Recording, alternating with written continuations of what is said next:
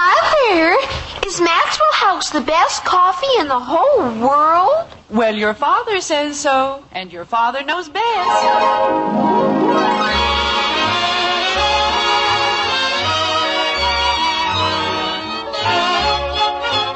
Yes, it's Father Knows Best, transcribed in Hollywood, starring Robert Young as father.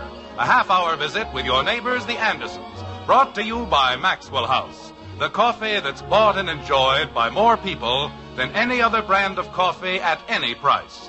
Maxwell House, always good to the last drop.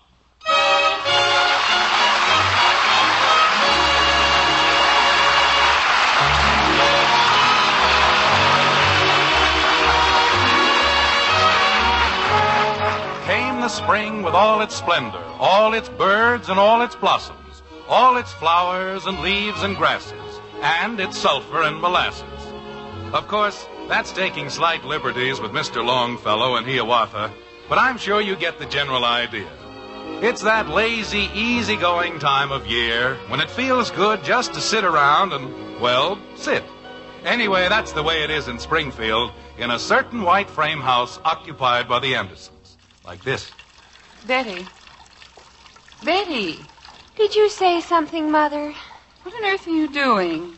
I'm washing the dishes. I know, but you've washed the same dish 4 times. Now stop daydreaming or you'll never get finished. Yes, Mother. Mommy, I put all my things away like you said, and I was just... What you doing? I'm taking down kitchen curtains. What for? So I can wash them. Why? Kathy, isn't there something else you have to do somewhere? I don't think so. Well, how about drying the dishes?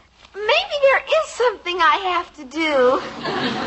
You'll find a dry towel behind the kitchen door. Start on these, Frog Face. Okay. Mommy, doesn't Daddy feel well? Of course he feels well. Then why is he sitting in the den? Who, dear? Daddy. He isn't, Angel. He and Bud are out in the backyard. In the den. Uh-huh. He and Bud. They're just sitting there. Well, we'll see about that. I'll be back in a minute, girls. Okay. Creepers, what a little snitcher you turned out to be. I'm not a little snitcher. All I did was ask for I don't know Daddy. what's That's gotten into all right. those two. If I don't keep after them every second. Jim. Jim. You want me, honey? So, you are in the den. I thought you and Bud were going out to beat the rugs. We were just resting for a minute, that's all. Hi, Mom. Jim Anderson, before you rest, you're supposed to do something. Well, we did. Didn't we, Bud? What? Didn't we? Didn't we what? Do something. Oh, sure. We carried the living room rug out, and it's all ready to be beaten. It's heavy, too. Jim, 1 full hour ago, I asked you and Bud... Honey, you can't rush these things. You've got to be careful about them. After all, we've got good rugs, and we want to keep them that way. Don't we? It doesn't take an hour to carry 1 rug outside. Well, we were doing some research. Tell her about the magazine, Dad. Bud, will you please let me handle this my way? I told you. Well, I thought maybe you forgot. I didn't forget. But I expressly told you in the very beginning. What magazine? It isn't important, Margaret. Bud and I were merely looking through some old magazines, and, well, it isn't important. You said it'd get us out of beating the rugs. Bud. Jim, if you mean that idiotic article on the care of carpets... Honey, it is not an idiotic article. It was written by an expert. And he said you should never beat a rug. That's what he said. He said, since when does a man know anything about cleaning anything? But, Margaret, this man's in the rug business. And he says... My grandmother Williams knew more about cleaning a house in 2 minutes than he knows in 10 years. And she always beat her rugs. The man says that beating a rug does more harm than good. It breaks all the, well, whatever it's gotten back. Doesn't it, Bud? Hmm? Doesn't it? You bet, Dad. I bet what? You bet. Jim, my grandmother Williams... Your grandmother Williams didn't have a vacuum cleaner. Of course not. They hadn't even been invented. But if they had been invented... She still wouldn't have used one. Why not? Because they didn't have any electricity.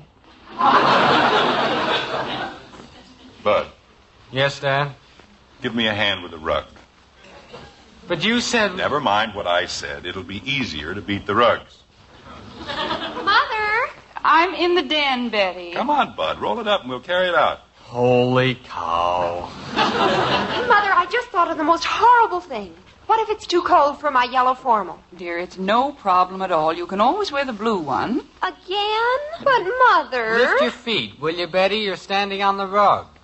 Mother, how can I possibly wear that old thing? They'll think it's the only winter formal I have.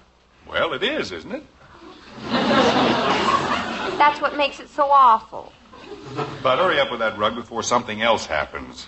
Want to help me lift the desk? Just a second. Let's try explaining it once more. Margaret. Jim, if you and Bud are too lazy to beat a few small rugs... Small? Bud, please, let me handle it. But she said small. Margaret, it is not a question of laziness. Bud and I are perfectly willing and anxious to do our share of the work around here. Heh. What was that? I didn't say anything, Father. She said, eh. Look, Betty, if you're unhappy with the way this household is being operated... Jim, are you or are you not going to beat the rugs? I'm trying to explain to you. The man said... Daddy! All right, Bud, grab the other side of the desk. But aren't you going to tell Mom what the man said? In this house, who can remember what anyone said? Grab the desk. Holy cow. Daddy, a man just came to the back door. Do you know what he was selling? I don't care what he was selling. Are you ready, Bud? Okay. Lift. Boy,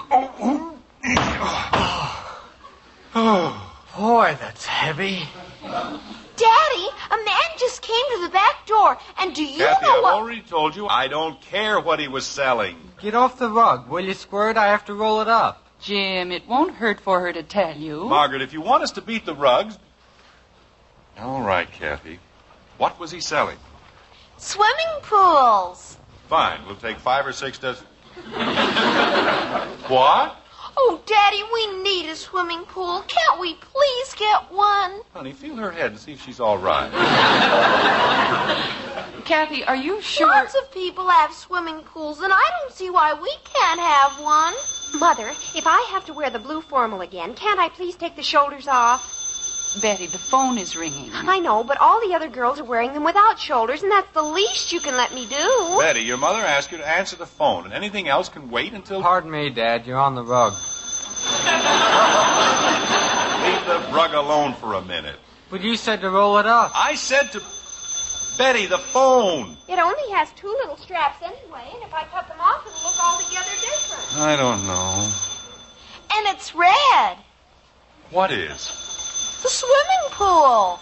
Margaret, I think I'll go upstairs and lie down. You just got up. Men going around selling red swimming pools. All right, Bud, let's get the rug outside. I just thought of something. What if it rains? It isn't going to rain. You can't be too sure, Margaret. Why don't we wait a few hours and see? Jim? Grab the rug, Bud. I just thought of something else. What if... Bud. You want me to take this end, Dad? Either one, they're both the same. Father, did you see an envelope with a lot of writing on the back? But if you're going to take that in, you've got to turn around the other way. What for? So you can see where you're going. Or aren't you interested? Oh, I never thought of that. Did you? Did I what? See an envelope with a lot of writing on it. Betty, can't you see I'm busy? Your mother insists on having the rugs beaten and... All right, Bud, pick it up. Now? Yes, now. Okay. Who is that on the phone, Betty? Oh, I forgot. Father, Mr. Phillips wants to talk to you. That's nice. Just any time you get around to it. Oh, I'm sorry, Father. I happened to think of Janie because that's who I thought it'd be. And she needs the information I wrote on the back of the envelope. And then I remembered I'd forgotten where it was. That's all, huh? I think so. Oh, there was one other thing. Mr. Phillips said to tell you he was in a hurry. Thank you, Miss Amnesia of 1951. I couldn't help it, Mother. I started to think about the letter. Bye, that's the front door. I can't go, Dad. I'm holding the rug. I'll answer it, Daddy. He's holding the rug. Now, there's a great excuse for you. Hello, George. Oh, I'm sorry it took so long, but Betty... This afternoon? No, I don't think so, George. I know, but... George, I don't feel like playing golf. I just want to sit around and take it easy. Daddy. Hold it a second, George. Kathy, can't you see I'm on the phone? Daddy, there's another man at the door, and he says... We don't want any. But he says it'll only take a minute. Kathy, tell him we don't want any, and tell him to go away. No matter what it is? No matter what it is. Even if it's a swimming pool? Especially if it's a swimming pool. Gee whiz, I never get anything. You'll get plenty if you don't stop that complaining. Gee whiz. I'm sorry, George, but... No, honestly, George, I haven't the strength to swing a golf club today. I really haven't. Okay, George. Well, thanks for calling. Sure, we'll do it some other time. So long, George. I wouldn't go around a golf course today if they carried me piggyback. Jim, I think you'd better come in here. Yes, dear. Fine thing. I'm too tired to play golf, and I've got to beat rugs. Father, I'm awfully sorry. Give him the letter, Betty. Give me what letter? I didn't know it was important. And anyway, I forgot all about it. Betty found the letter on which she made her notes. Good. Now, is everybody happy? If they are, they won't be for long. The letter's from Mr. Gribble, and it's for you. What? It was next to the telephone, Father, and I didn't know it hadn't been opened. Give me that letter. But I thought you'd already seen it, and I didn't think... It isn't bad enough to have a son who steals all my neckties. Now I've got a daughter who hides my mail. Jumping creepers. I sent the man away, Daddy, and he said to tell you... Holy jumping catfish. Do you know what this letter is? It's only the key to $20,000 worth of insurance. Why, Jim... Listen to this. Dear Jim, my friend Floyd Miller is here at my hunting lodge, but he expects to be in Springfield a week from Saturday. I know you generally don't go to your office on weekends, so I'm taking the liberty of giving him your home address. He wants you to help him set up an insurance schedule, and I feel that an additional $20,000 policy... Betty, do you realize what you almost did? I'm sorry, Father. I didn't do it on purpose. Thank goodness it's next Saturday, the way this house looks today. Dad. Wait a minute. The letter's dated April... Betty, when did this letter arrive? Oh, about a week ago. A week ago? Oh, Betty. Dad. It's this Saturday. He'll be here today. Jim, what are we going to do? I don't know, but if anything like this... Oh, my gosh, the man at the door. Oh, dear. Dad. Kathy, did the man say he was selling anything? You mean like swimming pools? Like anything. I don't know. He just said he wanted to see you about some business.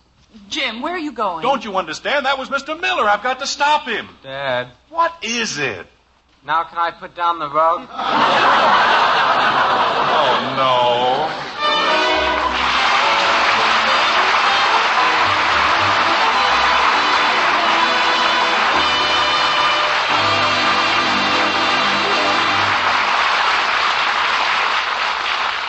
Poor father.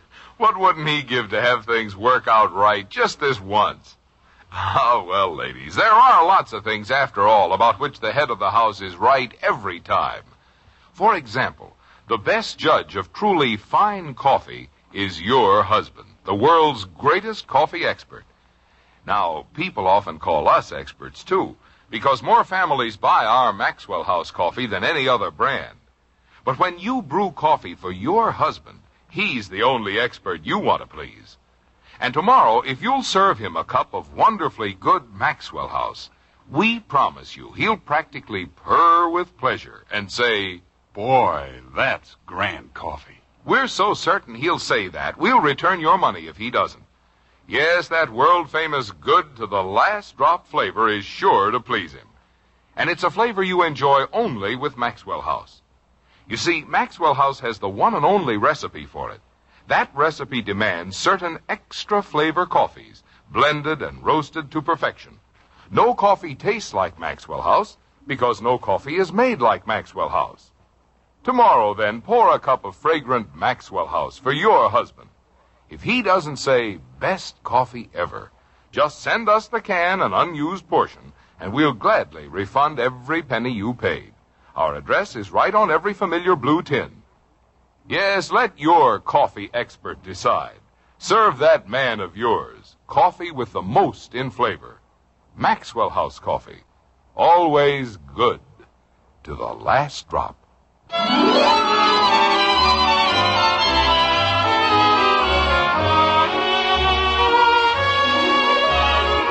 It's moments later, and the walk outside the white frame house on Maple Street is full of Andersons.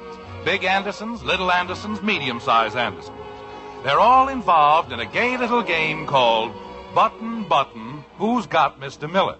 Fascinating, isn't it? Kathy, you've got to help us. You're the only one who even saw him. Saw who?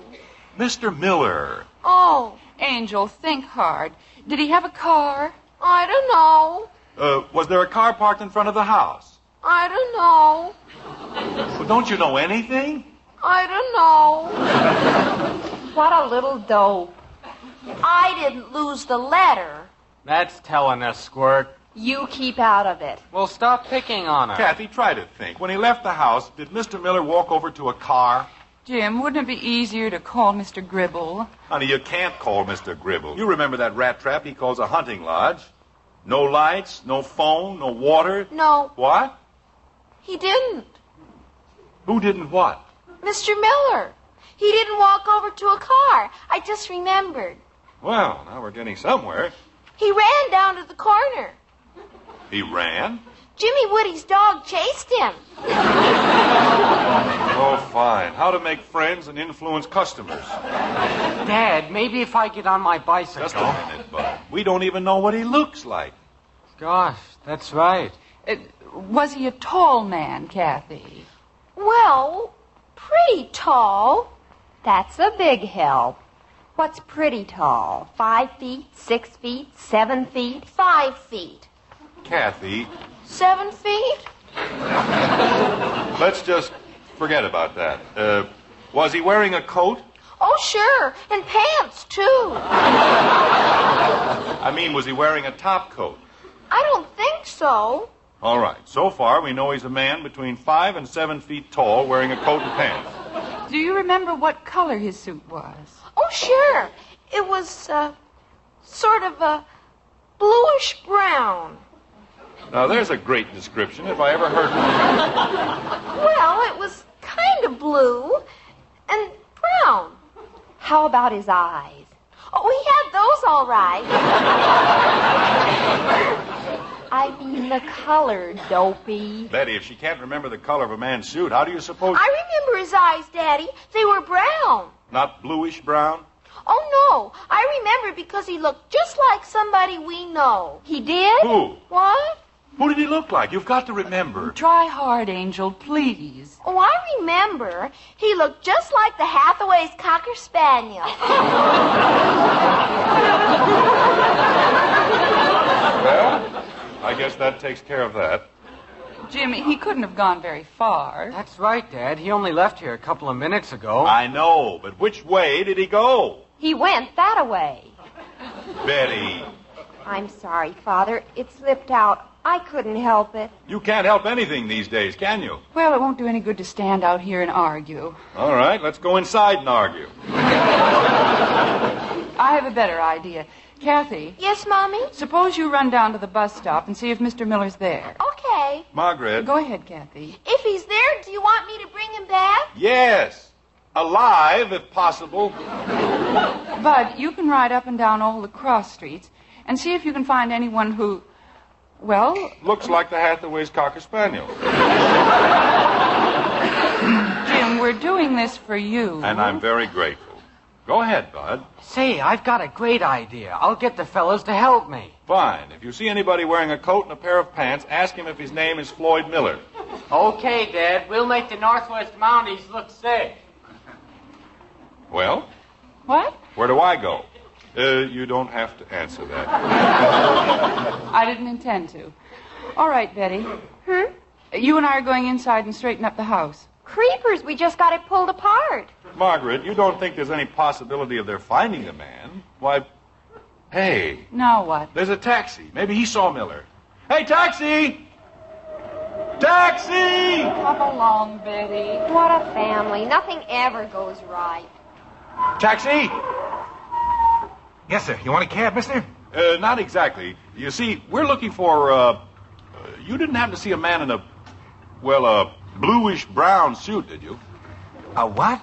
Well, my daughter's the only one who saw him, and she said... Mister, I almost broke my neck getting over here, and you just want to ask me questions? Oh, no, I'll be glad to pay you for your trouble. You see, we're trying to find a man named Floyd Miller. He came to the house, but we didn't know who he was, and I told my daughter... You, don't want a cab, huh? No. You see, I got a letter from a client of mine, J.P. Gribble, and he said... Where? So now they're hiring cowboys to drive the taxis in Springfield. Isn't that nice? Oh, hello, officer. I was just telling the driver... I'll be telling him a few things myself. Could I see your license, please? What did I do? Officer, I'd like to explain... Just a second, please. What was that you said? I didn't do nothing. What did I do? And let's see now. Outside of making a U-turn, exceeding the speed limit, and parking on the wrong side of the street. I can't think of a thing. Well, sure. Officer, if you'll just let me explain... Dad, will you hear what I did? I got 8 But guys. I was talking to the officer. But I have to tell you, I broke the whole neighborhood up into districts. What an organization. And I told them to stop everybody who looks like a Cocker Spaniel. Like a what? Officer, you see, we're trying to find a man... I'll see you later, Dad. I gotta keep going. Officer, you've heard of J.P. Gribble? Now, wait a minute. What was that about a Cocker Spaniel? Well, that's what he looks like. Who? Floyd Miller. You see, he came to the house, and my daughter thought he was selling swimming pools. Oh, she did. Tell him about the bluish-brown suit. You keep out of this. Well, that's what the guy said. Get out of here before I run you Yes, sir. Oh, hey, wait a minute. That's not what he meant. Now, look what you've done. I'm awfully sorry, but all I did was... Father, come in here. We found him. You did? Mother talked to Mrs. Gribble on the phone. Officer, I've got to go inside. You're staying right here. But why? What did I do? Nothing. Nobody ever does anything in my beat. I'll be right in, Betty. Well, hurry. All I ever do, walk up and down. Nobody ever does anything. Where is he? What did Mrs. Gribble say? Isn't it wonderful? Mother had a hunch and called her, and she gave Mother the phone number. Honey, you're a genius. I've been telling you that for years. Remind me to kiss you later. I'll do that. Now hurry up and make the call. It's Rock Falls 235, ring 6. Margaret, I'd love you even if you weren't rich. Oh, you just say that. Long distance is 113. Thank you very much. Well, I was just trying to help. Hello, long distance? Rock Falls 235, ring 6. Honey, Oh, no, not you, operator. I want Rock Falls 235, ring 6. Thank you. Isn't it exciting? Who do I ask for, Mr. Miller or Mr. Gribble? Mr. Finch. Mr. who? Finch, like a bird. Who is Mr. Finch? He's a farmer who lives a mile away from the Gribble's lodge. And whenever he goes by, he delivers messages. Oh, that's a great help. Well, it's certainly better than nothing. Oh, I suppose... Hello? Oh. Well, thank you very much. What did you say, Jim? The circuits are busy. Oh, fine. Dad, we found him. We found him. God, you'll hurt yourself. We found Mr. Miller. We found Take him. it easy, son. Let's not get all excited. Now, where did you find it? Cassie found him waiting for the bus. Creepers. He'll be here any second. I just knew. Wait a minute. Where are you going? I have to stop the fella. Bud, You're paying them 5 cents a block. Well, hurry up! I'll be back. 5 cents a block, 8 boys. This can cost me a fortune. Margaret, maybe I better go help Bud round them up. You'll stay right here and round up the rugs. But, honey, we can't possibly get them... Holy jumping catfish, I haven't shaved. Well, you're not going to shave now. You take care of the rugs while Betty and I put the curtains back in the kitchen windows. Honey, there isn't any... Come along, Betty. Yes, Mother. Margaret, he isn't going into the kitchen. He might. Rugs. How can I get the rugs? Daddy! Well. Hello, Mr. Anderson. Come right in. Thank you. Daddy, I found him waiting for the bus, just like I Mommy know, said. kitten. Bud told us all about it. Well, I'm certainly glad Kathy was able to find you. Well, that's quite all right, Mr. Anderson. I was only too happy. Kathy, why don't you go into the kitchen and see if you can't help Mommy? Can't I even listen? This will be just business, kitten. It wouldn't interest you at all. Now run along like a good girl. Gee whiz, I never get to do anything. She's a sweet child, isn't she? Yes, she, I hope you'll forgive the way the house looks. It's, well, you know how it is with spring cleaning. Oh, yes. Happens every year, doesn't it? It sure does. You know, I'm going to let you in on a little secret. Oh? I think you'll get a kick out of this. We thought you were selling swimming pools. Swimming pools? Isn't that the silliest thing you ever heard? Well, it certainly is.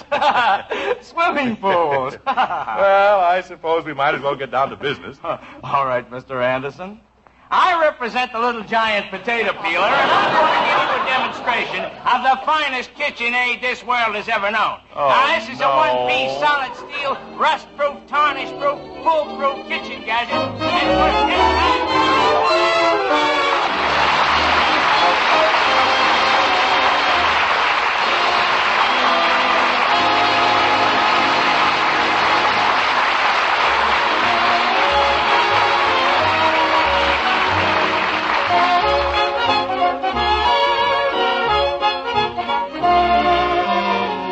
When you buy coffee for your family this weekend, you'll be looking for the best value. And in coffee, that automatically means the best flavor. For after all, the enjoyment of truly fine flavor is what you really want from coffee. So take home the one coffee that's famous the world over for flavor. Our Maxwell House coffee, in the familiar blue tin with the big white cup and drop. Then let your husband, the world's greatest coffee expert, enjoy that famous flavor. When he smiles and says, "Best coffee ever," you'll know Maxwell House is your coffee. And value? Well, count for yourself all the wonderfully satisfying cups you get from each pound. Yes, for coffee that gives you your money's worth and more in superbly delicious flavor, always choose Maxwell House. Coffee that's always good to the last drop.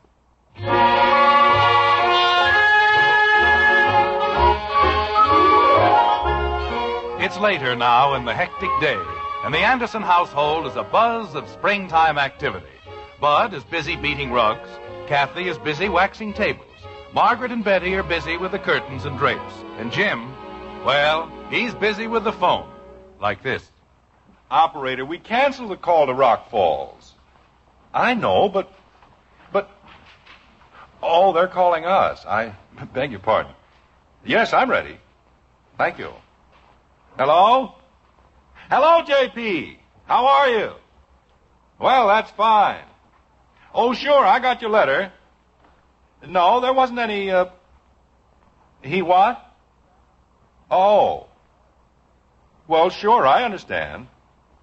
Okay, JP. Oh, not at all. I'll see you next week. Thank you, JP. Goodbye. Who was it, dear? It was Gribble. It was? What on earth did he want? Oh, he just wanted to tell me about Floyd Miller, that's all. What about Mr. Miller? Well, it seems that he's going to stay at the lodge for another week. There isn't anything wrong, is there? Oh, no. He just sprained his back beating Gribble's rugs.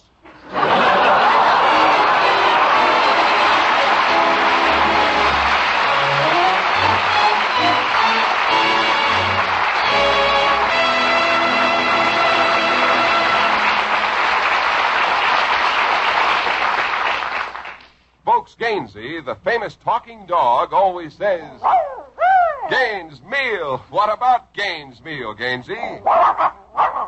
Nourishes every inch of a dog. It sure does. Kennel and laboratory tests prove Gaines Meal supplies balanced nourishment your dog needs for good health. Yet Gaines costs less to feed than any other type of dog food. So, folks, get Gaines Meal. America's largest selling dog food.